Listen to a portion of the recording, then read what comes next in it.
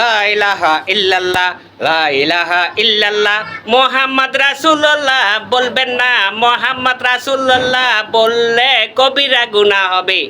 এই কথাগুলা যারা বলছেন তারা কি তাদের জন্মের ঠিক নাই, তাদের জন্মের ঠিক নাই।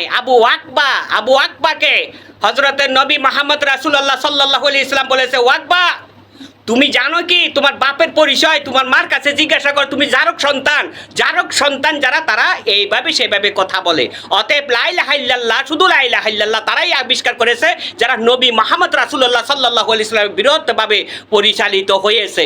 আল্লাহ পাক রব্বুল আলামিন কোরআন থেকে শুরু করে বর্তমান সময় পর্যন্ত এবং হাদিসে কুদসিতে সব জায়গার মধ্যে প্রমাণ করেছেন আল্লাহ নূর হইতে রাসূলের নূর, রাসূলের নূর হইতে সারা জাহান।